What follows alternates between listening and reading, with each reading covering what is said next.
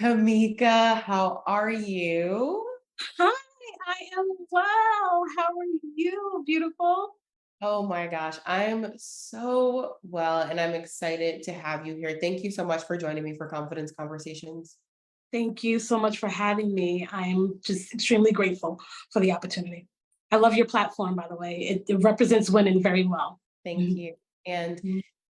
you would know, so that means a lot coming from you because you are an advocate in every sense of the word. And one of the things that you do is really help women become self sufficient from the foster system up until what it means to be an adult, living out your truth, living out your life, navigating all of the things, right? They call adulting and figuring that out for yourself. So I want to start with what is self sufficiency to you? Good question. So, self sufficiency for me is a few things. In order for me to be self sufficient, I have to make sure that I am sufficient mentally, emotionally, physically, and, of course, financially as well. So, I take that and I bring that to the youth that we serve and the programs that we create within our organization as well. And that's awesome because I think anyone and everyone, you're kind of thrown out into the world and you have to kind of figure things out on your own. And that's really difficult. We don't all have a playbook, but that's even more so the case for individuals who don't have, parents or some rooted system that they can lean on and say, hey, I have this question. What do I do? And so tell me a bit more about the work that you're doing for women and youth who are in the foster care system, transitioning out of the system. Yes, of course. So we assist young women with the transitional process of aging out of foster care. So what we do is we pretty much provide them with all the necessary tools and resources that they would need to sustain themselves while transitioning into adulthood. So we provide everything from health and wellness to financial education, career development. We also assist them with job research and building their resumes. Initially when we started the organization, we wanted to really focus on their mental health because ultimately it's great to have all these additional programs and resources, but how can they really flourish if their mind is not prepared for the world? So that's why we brought in different facilitators to assist with health and wellness, and we also brought on a therapist as well. I love that. And I think that what you said resonates and rings true for all of us that, if we don't have sound mind, body, mental health, it's really difficult to navigate anything, any part of life. And we try, like, right? We try so hard to do all of the things, regardless of how we may be feeling on a mental or emotional level. And the fact of the matter is, even if we're making progress, we're not doing so in an effective or efficient manner. So break it down for me of what does it mean to focus on your mental health and wellness? And what signs should we be looking out for to say, hey, this is something that we need to look into? Yes. So to focus on your mental health and wellness, to me, it's really taking self assessments and checking on yourself, doing self wellness checks. So, it's okay to say, hey, Tameka, are you okay? How are you feeling right now? Is there anything that is preventing you from moving forward in any aspect of your life today? If so, what is that? And how can I rectify that issue or situation? So it's really taking self assessments, pulling yourself away from the day to day monotony of trying to thrive, right? And just taking a moment to self and reflecting. And in addition to that, when you feel that you, for example, I would say maybe like a year ago or a little less than a year ago, I had experienced burnout personally. So, in that experience, I myself realized that I was taking on too much. And in doing so, I sought outside help. So that would be my recommendation to anyone is to seek outside help. I did that by way of reaching out to a spiritual teacher and also getting a personal life coach. So not only did I reach out for help, I also did the necessary spiritual work to assist myself in pulling myself up out of those dark moments of being burnt out.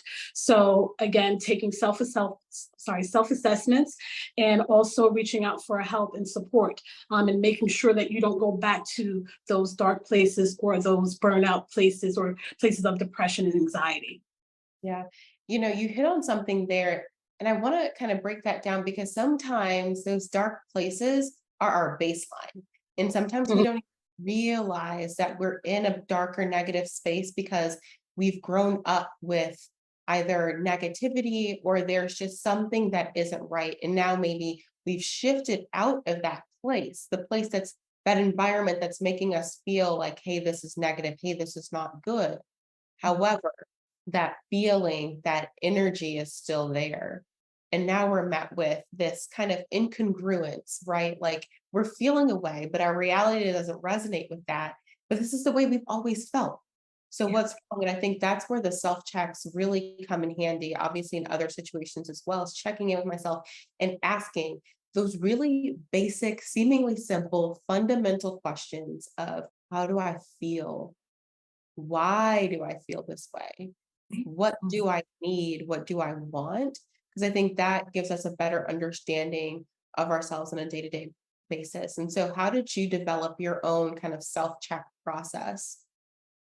I would say writing in my journal, just writing things down, and also going back to the prior day and the day prior to that to seeing and assessing my own growth throughout my healing process. So, the health assessment process is really an in depth process. You're really like learning yourself all over again in certain aspects, and you're providing yourself with different tools or necessary tools to help you maintain a healthy lifestyle, both mentally and physically, because, of course, you have to do with the outside world. So I would say just pretty much writing in my journal, asking questions to those that are assisting me, like my life coach and my spiritual teacher, and just, writing things down and going back and re-reviewing those things as well. Yeah. And I think that's a way to do it that doesn't feel so intrusive, right? Because sometimes it's hard to face the facts of how we feel. And so asking ourselves those very like direct questions may be good during some parts of this process, this healing process, if you will. But other times it can feel a little overwhelming. So starting with a simple practice of let's just do a brain dump of this is what's going on. This is what I feel. This is like what's on my mind. I'm not trying to like tell a pretty story. It's just this is it. It's on the page, right? And then Mhm. look back and read between the lines of that diary or that journal. I feel is so helpful because in the moment we feel like we're just getting things off of our chest, but Mhm. a day, a month, a year down the road, we're able to put all of those pieces together and see, okay, this is where I was and this is where I am now. And I've either grown, maybe I've moved backwards, whatever it is, but it's all a part of my journey. Right, absolutely. And another thing that helped me as well was spirituality, leaning on my spirituality, meditating, praying, taking nature walks. I love going outside. I love taking nature walks, just hearing the sounds of the birds, seeing the birds. I'm a bird person, if you can't tell. And, just seeing wildlife and just being out in nature and inhaling and breathing the good air, that good prana. So, you got to also find the little things in life that bring you joy. And speaking of joy, I was in one of my sessions with my spiritual teacher, and she did this little activity with me where she had me name different characteristic traits within me. Mhm. And we all have different aspects of ourselves, right? So, and one of my characters was joy. And I named her because I noticed that anytime I am listening to music, singing, and dancing, it changes my whole mood. It makes me feel so good. And she said, well, in those moments where you're feeling a little wonky or not yourself, call on joy. And listen, me and Joy, we're like this, Yeah. that's my girl.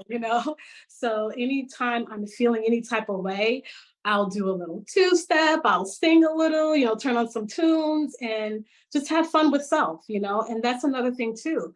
Learn how to enjoy your own company. Learn how to have a good time with you.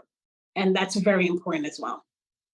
It is. And I think sometimes in the moment, it can feel counterintuitive because if we're feeling sad, obviously we want to feel that joy. We want to call on joy and feel happy.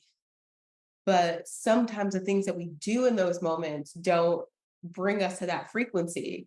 And so maybe I'm feeling bad and I want to just listen to music that resonates with how I feel right now. Well, guess what? That's going to keep me in the same place. And so I love the practice that you have of like turning on something that's the opposite of how you're feeling, but is resonating with how you want to feel to get you there. And speaking of getting people places and getting you there, I want to talk about your own journey through the foster care system and how you've made your way to be a woman who is so aligned, in tune with yourself, so much so that you're able to give back to others and help them live fulfilled lives. Thank you. Oh, you just warmed up my heart space a little bit just there. Um, so, um, so just a little backstory. I entered care at the age of 13 and aged out into adulthood at the age of 21.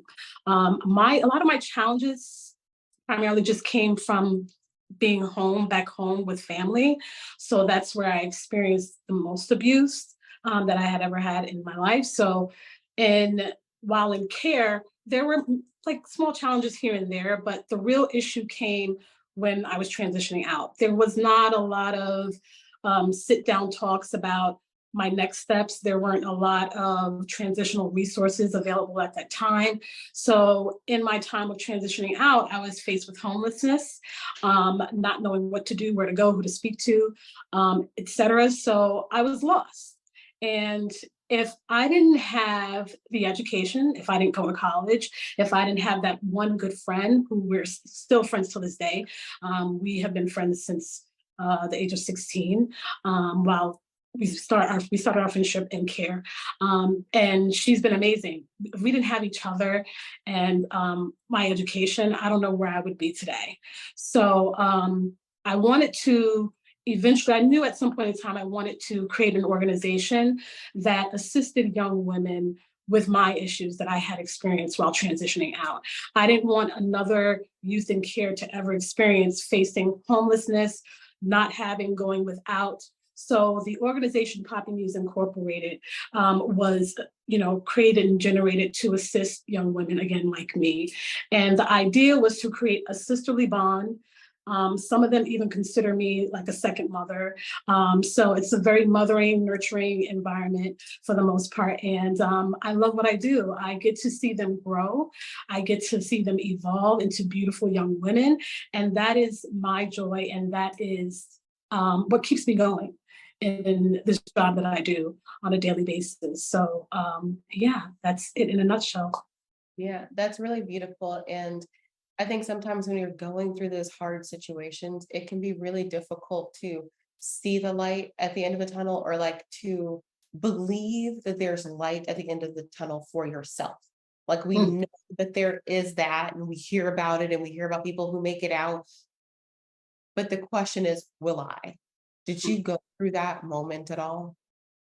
Listen, there were moments of fear and uncertainty, of course, because like many other foster youth or former foster youth, they had to do it on their own. They didn't have family, they didn't have financial backing. So it was challenging, especially in moments where I didn't know where my next meal would be coming from, or I wasn't sure about my home, my current living status. So there were definitely quite a few moments of uncertainty, being afraid.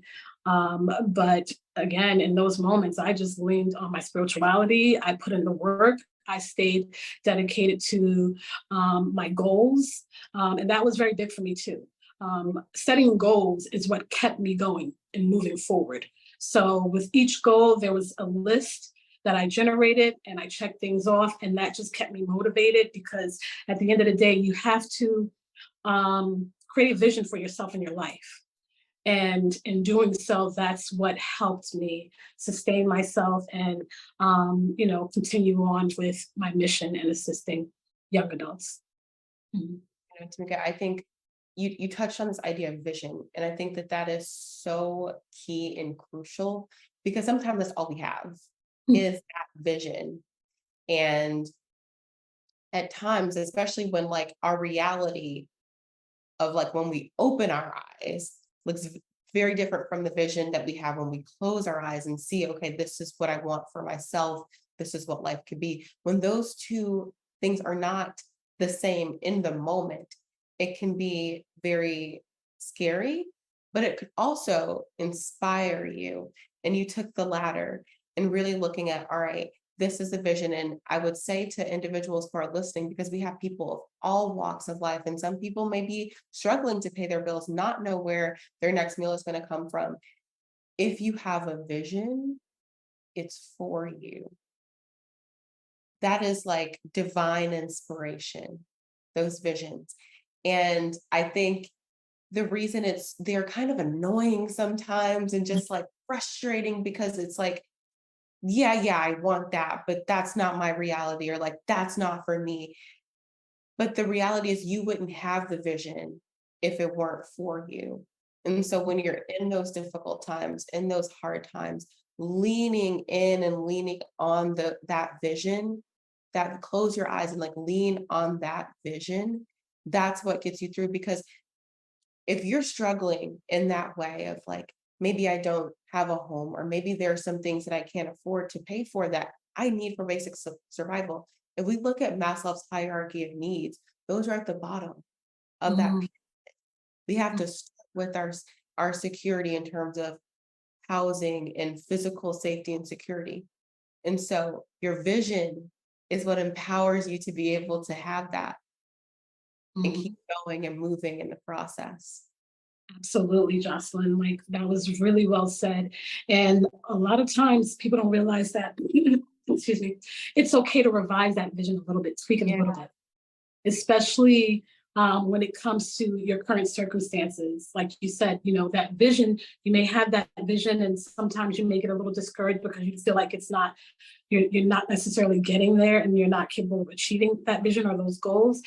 It's okay to sit back and with yourself, reassess and revise that vision, but still continue to keep yourself going. So you made some very strong points there. Yeah. And I think it's really seeing like, okay, this is a vision that there is for my life. And if there's an end goal, there's an end goal. Mhm. You right. Like that is the end all, the be all. But us as humans, we have this like fanatic need to like plan and know all of the things. And that's going to change. Your steps, what you think should happen, how you think it will look should change. And I think that like when we step into living each and every moment of our lives with intention and just like forget the future, forget 10 minutes from now, right now, Mm. what can I do with intention, not focusing on anything else? That's when we're able to make small steps, even if it feels like nothing's changing, because living in that space is what allows us to see that everything is working out for our good. Nothing is, even the toughest challenges are a part of our journey. And we have to go through that in order to get to where we want to be. Like the crappy situation we're in, that's a part of attaining the vision. And I think sometimes we miss that piece of like, this is a vision, this is my life, this sucks. And it's like, no. Like this right here, like being in the mud, like that's a part of the process. That's a part of the journey. And so to get to the destination, we have to fall truly in love with the journey, even the parts of the journey that we hate. We have to just love the process, fall in love with the process. Absolutely. And listen, being in the mud and that being a process is also ultimately a part of your assignment in life and a part of your purpose, because at the end of the day, that's a part of your story. And your story, and I say this in the book as well, your story is a way that you can help heal someone else, Yes. right? And when you're in your purpose and you're in your assignment, you're helping heal other people because you're sharing yourself with the world. You're sharing your story with the world. You're sharing your vision. You're sharing your process. You're sharing your downfalls. So it's okay to also open up in that experience of creating your vision and building and being in the mud and not having it all together. It's okay. And like you said, it's all a part of the process. Yeah, and I think it's one of the things, and I always say this, but of like humanizing the human experience, because a lot of times we feel like we're the only person going through something, or we feel like the only person who has these crazy dreams that look so different from where we are. But if we're able to share that crazy, hairy, audacious goal with somebody, and they can, talk about it with us, talk about their lived experiences, we're able to navigate and feel less lonely along the way. But I want to shift gears for a moment and talk about your book, 11 Steps to Self Sufficiency. Tell me about that process and how you knew that this was what you wanted to write about. And tell us about the 11 steps. Okay. So I knew while starting the organization and running the organization and communicating with these young women and seeing how they needed support, right? Obviously, they needed support. And to have an actual written guide to hold on to in their process of transitioning into adulthood and always being able to refer back to it, I thought like that would be great, right? So, and I was like, why don't I just create that? So I created that and titled the book 11 Steps to Self-Sufficiency, Take Action by Taking the Steps. And not only did I want to create a guide, I also wanted to let them know, like, if you don't take the action, you can't expect any type of result, right? So take these 11 steps that'll help you mentally, emotionally, physically, financially, even when it comes to your education, when it comes to your rights as a child in care or anybody that's transitioning out. I cover everything. And I even cover nutrition. So in those 11 steps, you really have a lifelong guide in how to sustain yourself and to become self-sufficient, and that's the gist of the book itself and why I intended to create the book. Yeah. And I think that your book, I know that you intended it for a certain audience, which are the women who are transitioning out of the care system, but I think it's relevant for everyone to have this as a guide, because you enter the world and you're just like, what do I do? What are the things that I need to figure out? Right. Um, so can you tell us about some of the other audiences that have read your book and who it's really resonated with? Yeah. So we've had therapists read the book. We have had childcare providers read the book. We have had single mothers read the book who were just, basically from underserved communities. And it's funny that you mentioned that individuals outside of care could really take from the book. And we actually I had a review. I keep saying we because I'm always working with a team. And I don't always like to take full credit for everything because, I don't do everything alone. But nonetheless, I would say that one of the main reviews that we had was from a young woman who was from an underserved community. And she said, Tameka, this is not just for foster care youth. She was like, this is for everybody that needs help, needs some type of guidance, who experience being lost or stuck at any point in their life. She was like, this is a guide for everybody. And I was like, well, thank you so much for that. I really appreciate that. And, and looking back and thinking about it, it is honestly, anybody can pick up the book and really take from it. There's definitely takeaways for everybody. Is there one of those steps that you would rank as like the most important step? Um, for me, again, it would be, um, I would say the first chapter, and that is to really focus on your mindset, getting your mind right, because that's most important. You can't your mind stabilizes everything for me. You have to make sure your mental health is okay. You can't flourish in this life. You can't grow. You can't expand. You can't help nobody. You can't do anything if you are not prepared mentally to help yourself, right? So you firstly get your mind right, do all the necessary things you need to do. Again, seek outside help and resources to assist yourself, and then start focusing on other aspects of your life as well. So I would say the first chapter. Thank you. And I think, a huge part of getting our minds right is also building up that confidence within ourselves. I think a lot of us, when we're going on this journey to confidence, right, we start with this like outward expression of Mm. confidence, where it's like, I walk the walk, but I actually don't know what confidence is. I just look like I do, right? Or I have all the things, but looking inward and being able to sit with ourselves and love ourselves unconditionally, I think is one of the biggest parts of that journey. Can you tell us about your journey to self confidence? Um, my, I would say my journey to self confidence is um, having and developing belief in oneself, Hmm. right? Without belief in oneself, I don't know where I would be because, the outside world and people and humans in general have a bad habit of judging and criticizing people, right? And judging and criticizing can really tear somebody's confidence down. Yeah. So if you don't have belief in oneself, you're subjecting yourself to allowing others to come in and really cause harm on you yourself. So you have to strengthen your own self-belief. And what also helps me in my confidence is knowing that I have the grace of God over me.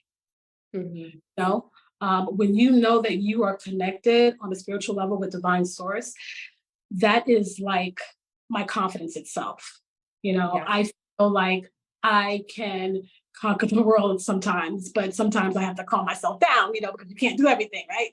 Yeah. So with um having that divine connection with source is definitely one of my ways of sustaining my confidence.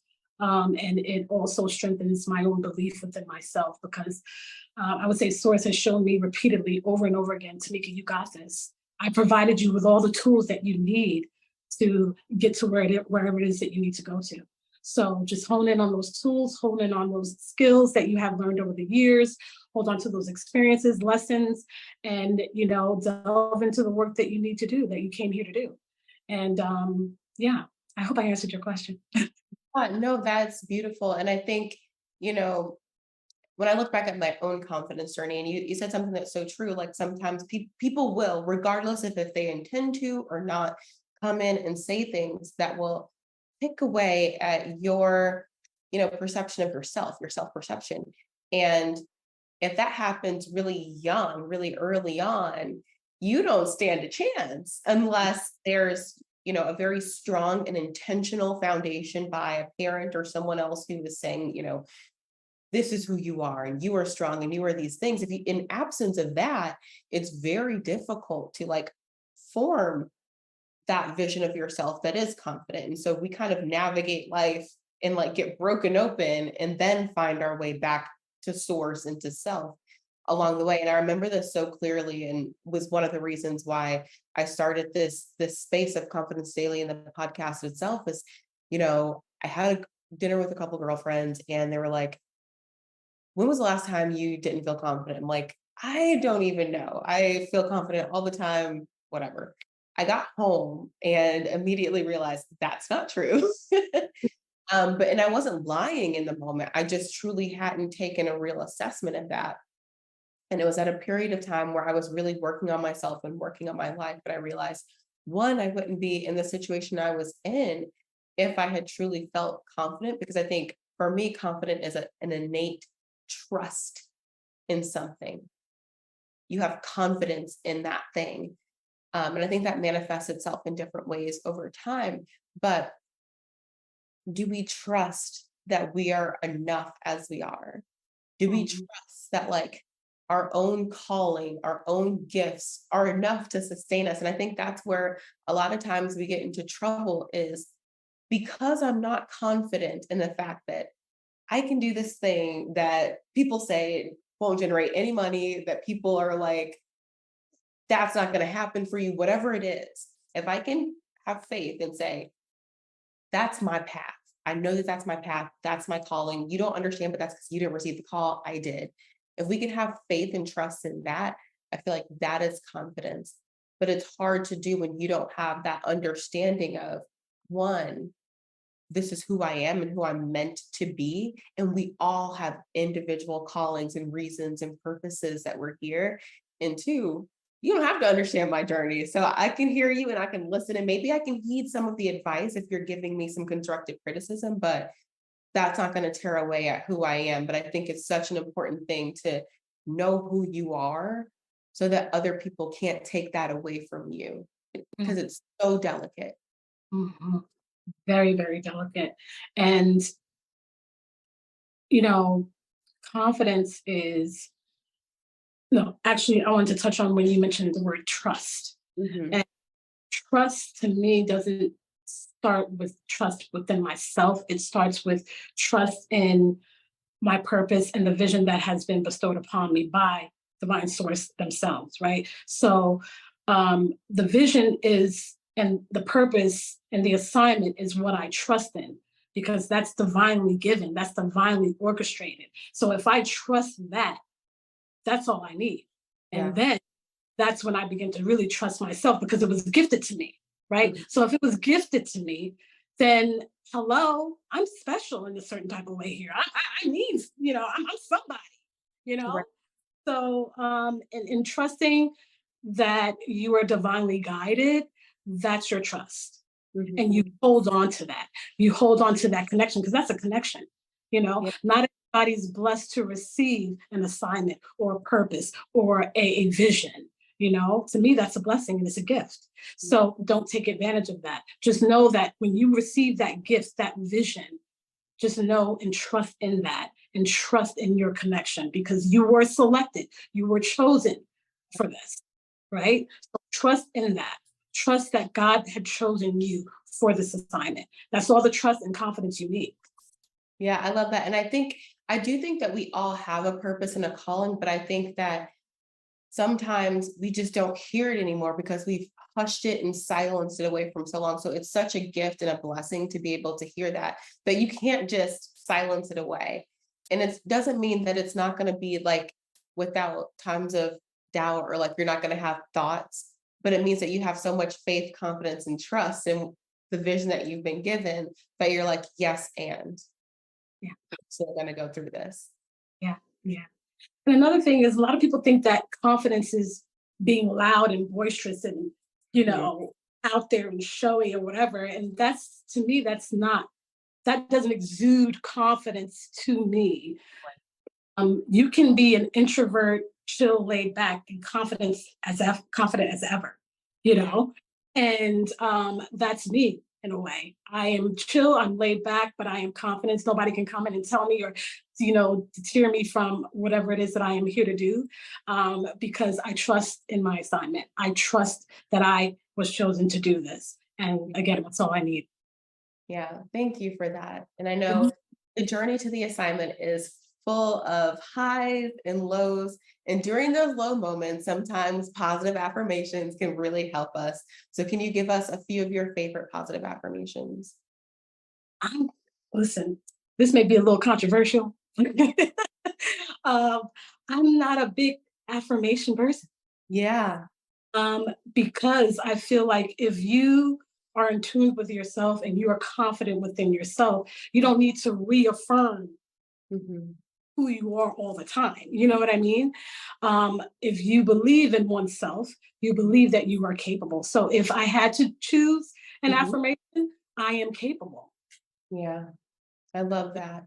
And Mhm. then it's I guess, the timing and the art of believing that you're capable that gets you to the point where affirmations are fun, but you don't Mhm. need them because you know that you are capable. Absolutely. That's it. This has been amazing, but before I let you go, do you have any other words of wisdom for us? Don't allow your downfalls to derail you. Mm. Okay. Period. Keep striving, keep thriving. Don't allow anyone to come in and intercede on your vision, your mission, or your purpose. Stay focused. And like you said earlier, not everybody's going to understand your purpose. So stop always going on the outside to look for, advice and it's okay to ask for help, but sometimes you need to focus on things and take care of things yourself. You got to learn how to do that, to hold yourself up, um, and to do the work, Yeah. to fulfill a mission or a vision or a purpose or an assignment. It's really a lot of self work. It's a lot of work on yourself, and making sure that you are grounded and aligned with your purpose and your mission. Yeah. Well, thank you so much for that. Everyone, check out Tameka's book, which is available on tons of platforms, but on Amazon as well. 11 Steps to Self Sufficiency. You want to read it, it's very helpful. Thank you, Tameka, for being with us. Thank you, Jocelyn, for having me. Thank you. Bye, guys.